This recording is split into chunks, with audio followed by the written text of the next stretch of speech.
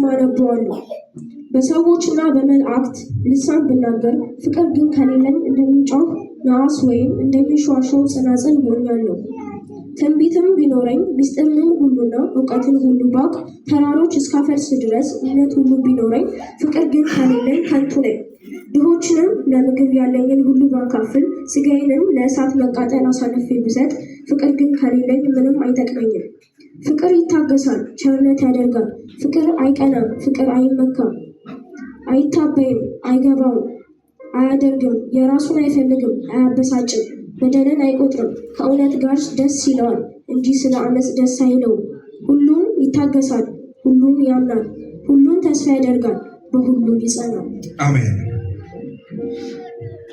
ርዕሱን መጽሐፍ ከፈለጋችሁ ከሁሉ የሚበልጠውን ማወቅ ብላችሁ ጻፉ። ከሁሉ የሚበልጠውን ማወቅ። አንዳንድ ጊዜ የማይበልጠው ነው የምንፈልገው፣ የሚበልጠውን አንፈልግም። ሐዋርያ ጳውሎስ ለቆሮንቶስ ሰዎች የጎደለባቸውን ነገር አየ። ልሳኑ አለ፣ መገለጡ አለ፣ ስብከቱ አለ፣ መዝሙሩ አለ። ሁሉ ነገር ጨቅ ነው። ሁሉ ነገር ግን ከምላስ በላይ ነው። ነቢይነቱ ሁሉም ይደርሳል። ከሱ በፊት መቅደም ያለበት የፍቅር ጉዳይ ነው። እሱን ጥላችሁታል፣ እሱን ረስታችሁታል፣ እሱን ዘንግታችሁታል። እሱን አንሱት። ቤታችን ላይ ሊቀዘቅዝ ማያስፈልግ ነገር ቢኖር ፍቅር ነው። ቸርች ውስጥ መቀዝቀዝ የሌለበት ነገር ቢኖር ፍቅር ነው። ከምንበላው እንጀራ በላይ፣ ከምንጠጣው ውሃ በላይ፣ ከምንለብሰው ልብስ በላይ መልበስ የሚገባን ፍቅር ነው። እምነትን የሚቀድመው ነገር ቢኖር ፍቅር ነው። እምነትን ራሱ የሚቀድመው ነገር ቢኖር ፍቅር ነው። አምኛለሁ እንዲህ አድርጌያለሁ ከማለት ማመን ራሱ በፍቅር ነው የሚያምነው። ሊከተል አብረን ስናገለግል፣ አብረን ስንጸዳ፣ አብረን ስንበረከት ጉልበቶቻችን መሬት ከመንካቱ በፊት ሊቀድም የሚገባው ነገር ምንድን ነው? ፍቅር ነው።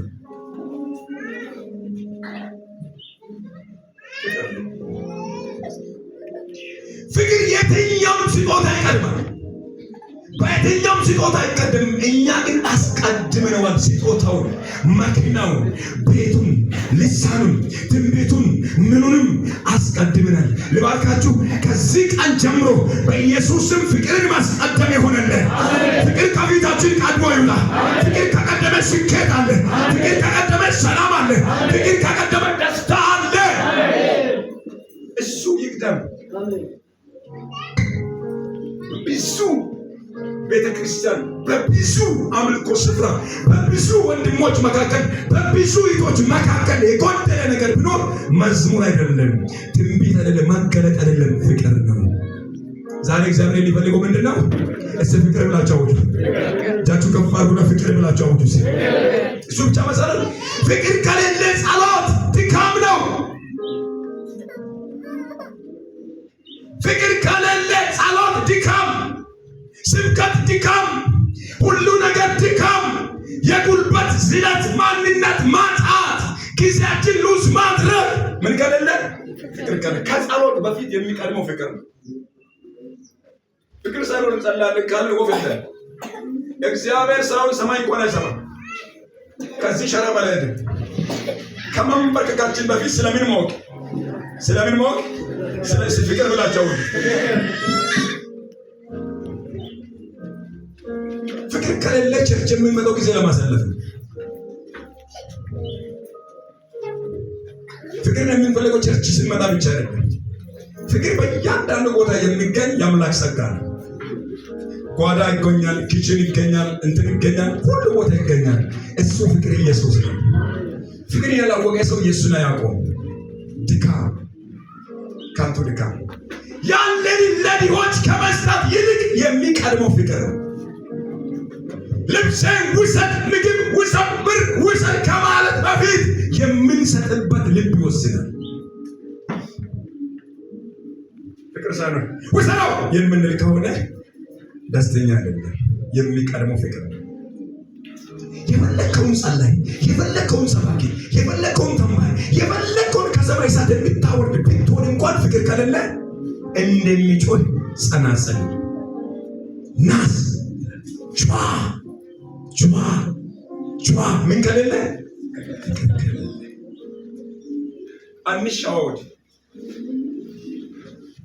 አንሻወድ የሚቀርበው ከሁሉ ምንድነው? አሁን ከቃሉ እንዳነበብ ነው። ፍቅር ይታገሳል፣ ይረጋጋል፣ ያስባል። በድሮ መጽሐፍ ከመጽሐፍ ውጭ ባለው በድሮ መጽሐፍ አንዴ ለመቁረጥ 7 ለካ ይላል። ፍቅር አይንገበገብም፣ ፍቅር ይረጋጋል፣ ፍቅር አይፈጥንም። እሱን አስብበት ይላል። እንዳታይንም ይታገሳል፣ ይረጋጋል። እስቲ ብሎ ቆም ብሎ ያስባል። ፍቅር አይመካኝም፣ ባለው አይመካም። ትቢት አይለም፣ ተንኮል ነገር አይለውም። ይረጋጋል። ፍቅር ታጋሽ ነው፣ ደግሞ ቸር ነው። ፍቅር ቸርነት፣ አይቶ ቸርነት፣ ተጠግቶ ቸርነት፣ መጥቶ ከቤታችን ቸርነት፣ ልብ ደንዳና አይደለ ፍቅር። ብዙ ጊዜ ሲመጣ ይናገራለሁ። ፍቅርን ካላወቀ ይቅርታ ማድረግ እንደ ክላንጀሮ ተራራ ከፍ የሚለው ፍቅርን ካላወቀ ከተባለ በኋላ ለሳምንት ይላል።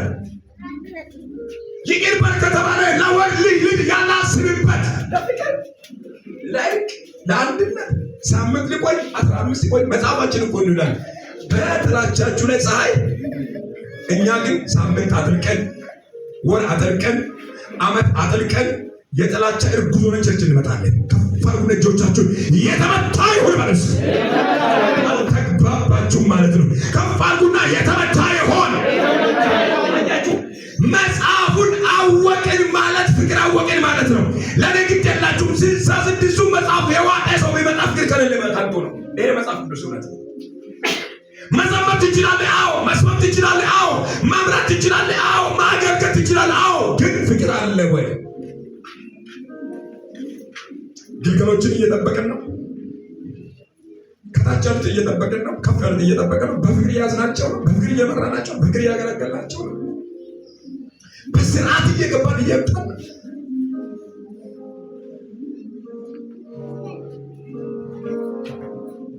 ቁጥር 8 ፍቅር ከቶ አይወድቅም። ፍቅር ከቶ አይወድቅም። እሱ ብቻ መሰላችሁ? ፍቅር የሌለው ክርስቲያን፣ አማኝ፣ አገልጋይ፣ ዘር፣ ችግኝ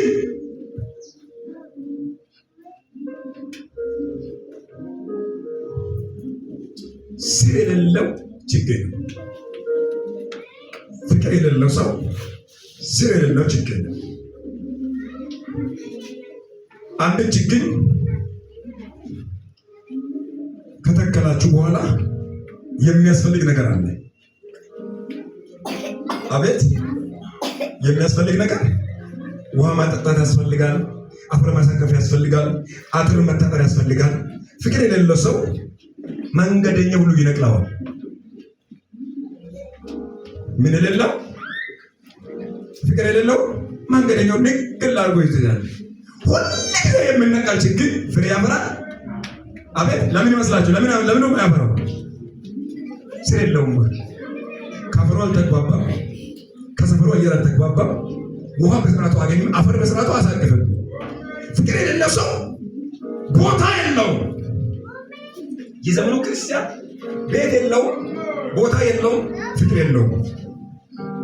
ከዚህ መነቀል ከዛም መነቀል እድሜ ልኩን ያለ ፍሬ መኖር። ዛሬ እዚህ ተከል ስንል ሰኞ ከዚህ ተነቅለው ሌላ ቦታ ይሄዳል። ሰኞ እዛ ተከል ስንል ማክሰኞ ይነቀላል። ሰባቱንም ቀን ይነቅላሉ፣ ሰባቱንም ቀን ይደርቃል። ስር ያልሰደደ ክርስቲያን፣ ስር ያልሰደደ አማኝ፣ ስር ያልሰደደ አገልጋይ የጎደለው ውሃው አይደለም፣ አፈሩ አይደለም፣ ፍቅር ነው የጎደለው።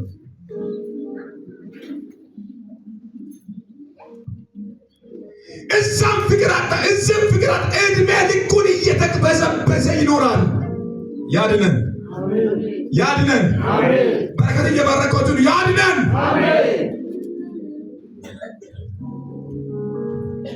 መንገደኛ ሁሉ ና እዛ ቸርች እንሂድ እብስ፣ ነይ እዛ ቸርች እንሂድ እብስ፣ ና እዛ ቦታ እብስ።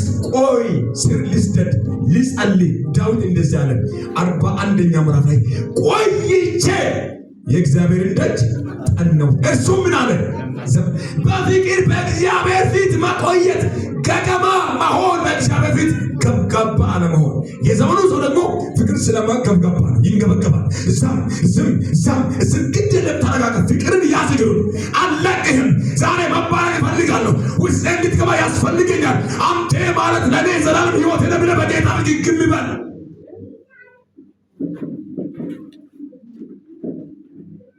መንገደኛ እንዳይነቅላችሁ፣ ስር ይኑራችሁ፣ ቤተ ክርስቲያን ይኑራችሁ፣ መሪ ይኑራችሁ፣ መንፈሳዊ አባት ይኑራችሁ። ተረጋጉ። ፍቅርን ተማሩ፣ ፍቅርን ጠጡ፣ ፍቅርን ብሉ፣ ፍቅርን ተመገቡ። አንዳንድ ሰዎች በጣም የሚያደርጉት ነገር ከኔ ጭምር የምናደርገው ነገር በጣም ያናደኛል። ፍቅር ሳይኖር ምንም ማድረግ አይቻልም። ከዚህ በጣም ግዛዎች አለ። አንድ ሰው በጣም ተቸገረ። አዳዲሶች ካላችሁ ሲሙ ይጠቅማቸዋል ቃሉ ስለሆነ። አንድ ሰው በጣም ተቸገረ። የቸገረበት ምንድን ነው?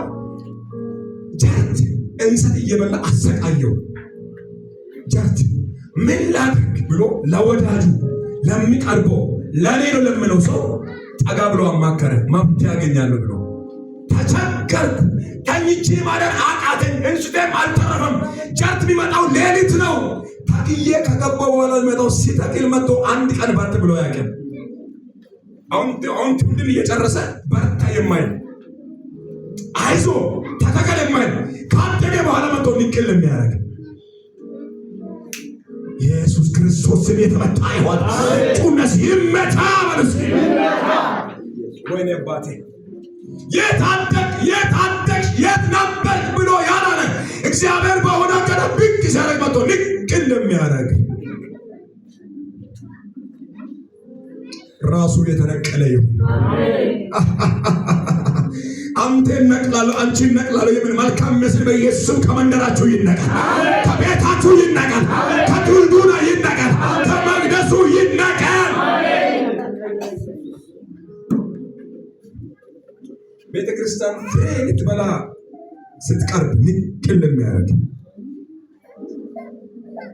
በቃ ወጣ ተገለጠ አየን ስንል ሲስቴም ፈጥሮ ንቅል የሚያደርግ ፍቅርን ያጣ ትውልድ በጡዘትና በዙረት የሚያምር ከዛ ሰውዬ ምን ላድርግ ብሎ ጠጋ ብሎ ያማክረዋል። ተቸገረው ስል እንዲህ ብሎ መከረው። እኔ ልንከር ስለው እሺ ከዚህ ብቻ ልገላገል ልረፍ፣ ያጣሁትን እንቅልፌን ልተኛ፣ እንሰቴንም ልብላ ብሎ ስል እንዲህ አለው። ቀን ቀን ትከል፣ ማታ ማታ እየነቃልክ ቤት አስገባው። ጠዋት ጠዋት ቀን ቀን ትከል፣ ማታ ማታ እየነቀልክ ቤት አስገባ። ይሄ እንሰት እውነት ስር ይኖረዋል? እንደዚህ አይነት መካሪያውን ጥሩ ነው። ዛሬ ቤተክርስቲያን እንደዚህ አይነት መካሪ ይጠፋል ወይ? ፈራችሁ? አይጠፋም። እንዳሰለኝ እንደኛለን በቃ በለበለ ይጠፋ የሚያንገበግብ ለዘለዓለም ከምድር ለከአብያተ ክርስቲያናት ላይ የተነቀለ ይሆን።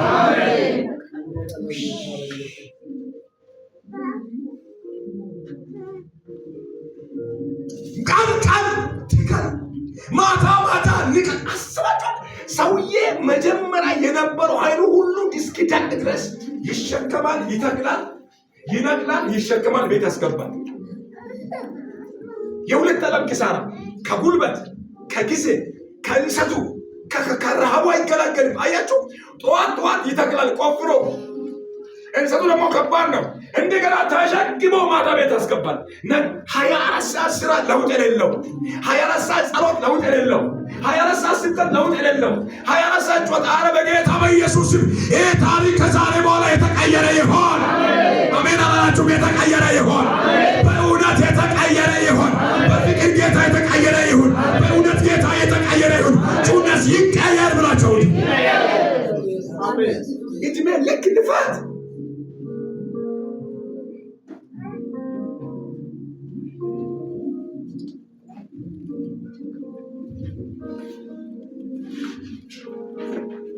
ውስጣችሁ ላይ እግዚአብሔር ያስቀመጠው ችግኝ ያለ ጠላት እንዳይነቀል ከቤቱ እንዳትነቀሉ ከአምልኮ ስፍራ እንዳትነቀሉ እንዳነበብኩት መጽሐፍ ከአመራር ከአገልግሎት ከነብይነት ከፓስተርነት ከዘማሪነት ከመካሪነት ከልግስና አገልግሎት እንዳትጎሉ የሚነቅሉ አውሬዎች መጥተዋል። ጥንቃቄ አድርጉ። እሱን ደግሞ የምትጠናቀቁት ፍቅር ስትታወቁ ነው።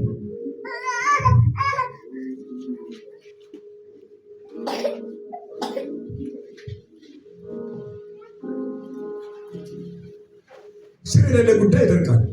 ከደረቀ ደግሞ ይቆረጣል። ከተቆረጠ ደግሞ ይቃጠላል። ዮሐንስ ላይ እንደዚህ ነው የሚለው። ስር የሌለ ነገር ምን አደርጋለሁ? ሁሉ ሲደጋ ፍርስ ነው የሚለው። ፍርስ አንድ የተደገፋችሁበት ተስፋ ያደረጋችሁበት ፈርሶባችሁ አያውቅም። እኔ አለው አይዞሽ አይዞ ምንም አትሆንም የሚል ሰው ከስር የለውም። አፍ ላይ ብቻ ነው ተግባር ያለው፣ ውስጡ ግን ዜሮ ነው። ከእንደዚህ አይነት አውሬ እግዚአብሔር ይጠብቃል። አሜን። ፍቅር ሳይኖር ከስም እስም የትም ብንሆን ስር ስለሌለን ምንም ለውጥ አናመጣም። የመጀመሪያው እስም እዛም ከመሆናችን በፊት ተግተን ለጌታ ፍቅር ይዘን መጸለይ ነው። ለፍቅር ጌታ መገዛት። አንድ መዝሙር አለ፣ እሱን ከተከፈተ እንዘምራለን። ይሄን ካወራሁ በኋላ ፍቅር የራሱ የሆነ ነገር የለውም። ፍቅር የራሱ የሆነ ነገር የለውም። ሟች ነው። ፍቅር ይሞታል። ለወንድማችሁ እየሞታችሁለት ነው። ለእህታችሁ እየሞታችሁላት ነው። ለወንድሞቻችሁ ለአባት እናቶ እየሞታችሁ ነው። ወንድሜ አንተ ከምትራብ እኔ ልራብ ብላችሁ ታውቃላችሁ? አንተ ራቁትን ከምትሄድ እኔ ራቁቴን ልሂድ ብላችሁ ታውቃላችሁ? ያላችሁን አካፍላችሁ ታውቃላችሁ? ወንድሜ ብላ ጠጣ ብላችሁ ታውቃላችሁ? እሱን ተውት። በጥሩ ድምፅ ወንድሜ ብላችሁ ታውቃላችሁ? እህቴ ብላችሁ ታውቃላችሁ? ነው እህቴ ወንድሜ የሚለውን የሚያለይ አውሬ ነው የገባው።